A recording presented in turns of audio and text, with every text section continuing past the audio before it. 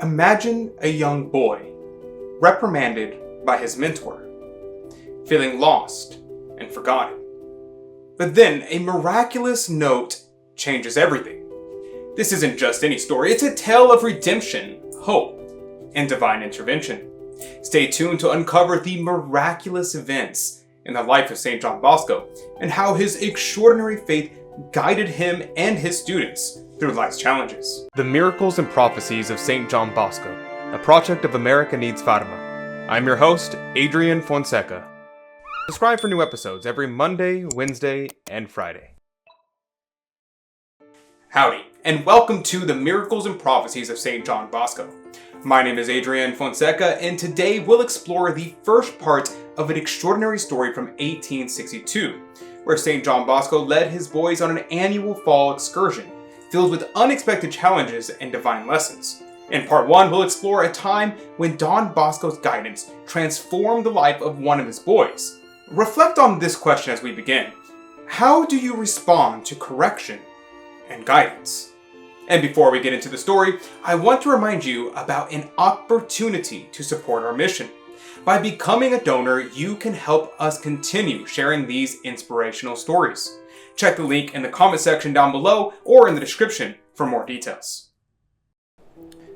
The work on the lottery was being wrapped up. Don Bosco made necessary preparations for the annual fall excursion.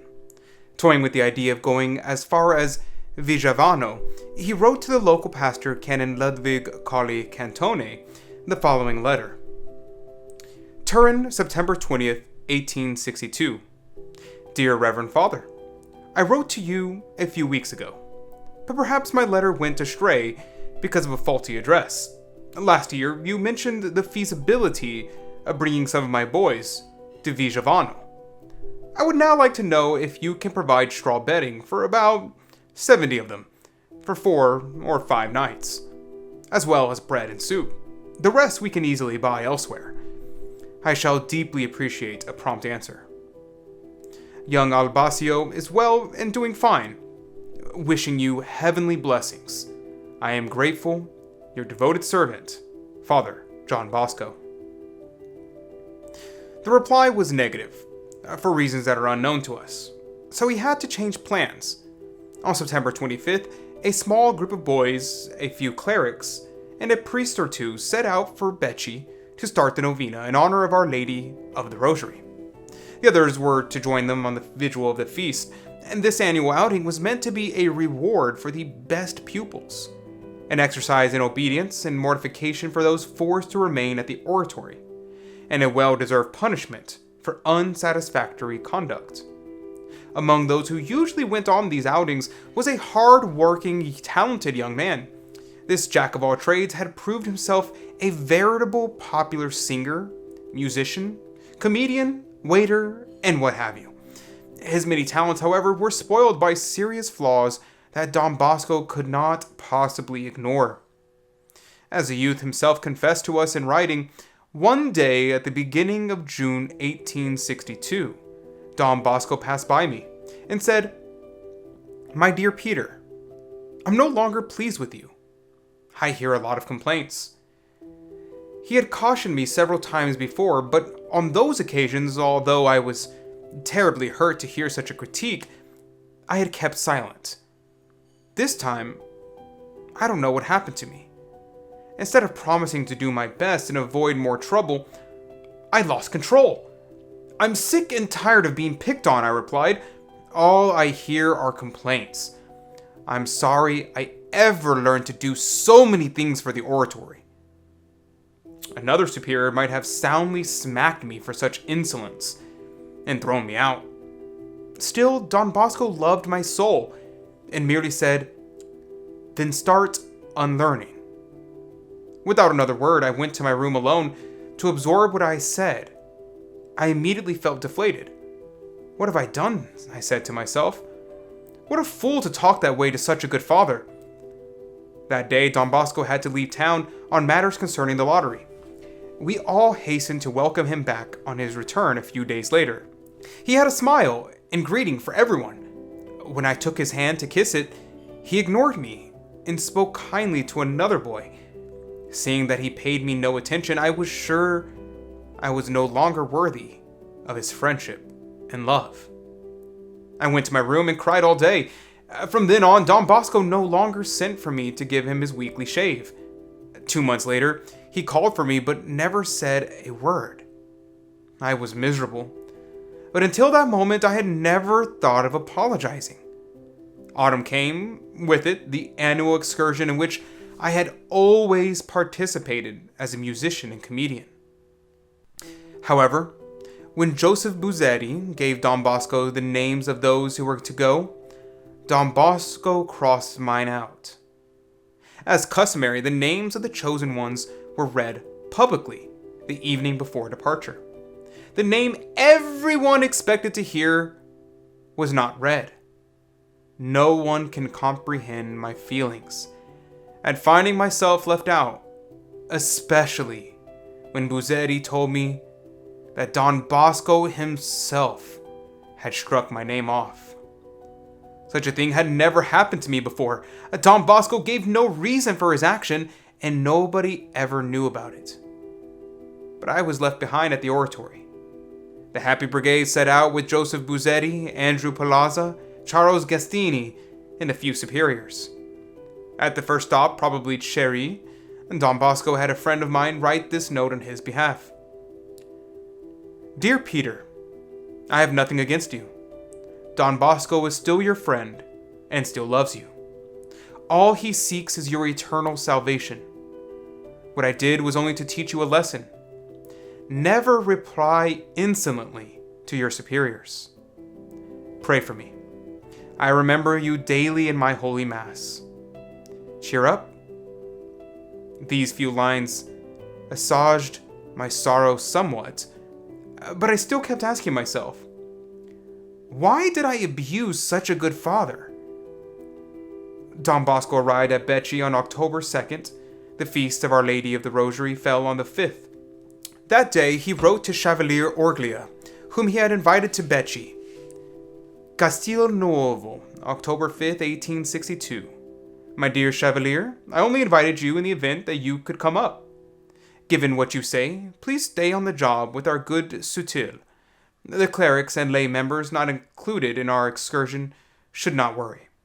Either they were needed at the oratory, or good reasons made this arrangement necessary. While I was writing, I heard that Sutil had just arrived. Therefore, carry on as best you can. May God help you to persevere in doing good works. Yours affectionately in Jesus Christ, Father John Bosco. Before benediction in the afternoon, Father Cagliero preached on the glories of the Rosary to a vast crowd of fellow villagers from a makeshift pulpit in the yard fronting Don Bosco's house. At one point during his legendary stirring sermon, he told all to look fondly upon the little hillock where they stood, because it might one day become famous as Don Bosco's birthplace. Am I a mere blind worshipper of him who has been my second father? He asked. God forbid if I exaggerate his merits, but your very presence bolsters my belief in what will hopefully be done by our successors. This happy allusion to a more glorious future delighted his listeners and was adequately understood and applauded. A remarkable incident occurred in those days. One of the pupils, wandering alone into the nearby woods, quite unexpectedly came upon a foul-mouthed person. The lad was stunned and could scarcely believe his ears, as suddenly he distinctly heard his name called twice. Immediately he ran to his teacher, thinking it was he who called him. When he learned otherwise, he quickly realized the danger he had run into and who had saved him. He went to Don Bosco, who was surrounded by a crowd of boys. As Don Bosco fixed his gaze on him with a knowing smile, the boy knew that Don Bosco had seen everything. Another time, after supper, a multitude of boys jammed the room where Don Bosco was having his meal. "Get me Marcora, Salvi, and Daniele," he suddenly said. Several boys ran out to look for them. The three had left the premises without permission. By sending for them, Don Bosco wanted his boys to realize that nothing escaped his attention. After checking to see if anyone had tipped Don Bosco, the boys had to exclaim, "How could he know?" How often have we heard that exclamation? On Wednesday morning, October 6th, despite a steady rain, the boys were raring to go hiking to several local villages. "What can we do now?" they asked Don Bosco as he exited the chapel. "What our grandfathers did." "What was that?" "They let it rain." After breakfast at about 9, a glimmer of sunshine broke through the clouds. Amid general applause, all eyes turned to Don Bosco. "Are we going?" "With such brave soldiers, we have nothing to fear," Don Bosco replied smilingly. After a brief reflection, "Let's go." "Hurrah for Don Bosco!" they shouted. "Let the band lead." They all set out and reached Castillo Nuovo at 11. Father Cinzano, the pastor, thrilled by their visit, treated them to a generous lunch, after which they resumed their march towards Villa San Secundo. Since it had rained during their meal and the sky was still threatening, a few sickly lads were told to wait there and later to return to Moraldo. Meanwhile, a kind gentleman offered Don Bosco a lift in his carriage. The boys broke rank to let him pass and cheered him. "I'm going ahead to get your supper ready," he shouted. Waving his hat as the boys trekked along, the sun came out again. But when they got past Mondonio, they were caught in a 2-hour downpour, which turned the road into a torrent of sticky mud and clay. They kept going, but it was dark when they reached Pie, and they feared that they would lose their way if they pushed on to Villa San Secundo. "Now what?" they asked. Don Bosco had given the priest in charge emergency instructions. "Listen," he said. "We have friends here in Pie. We shall go to the castle and ask them to put us up for the night." "Yes, let's go," they all shouted. Now we'll pause our story right here, and we'll get to the next part of the story later. This story beautifully illustrates the transformative power of guidance and correction, especially when received with humility. St. John Bosco's approach to mentoring and his deep love for his boys led to incredible personal growth and spiritual renewal.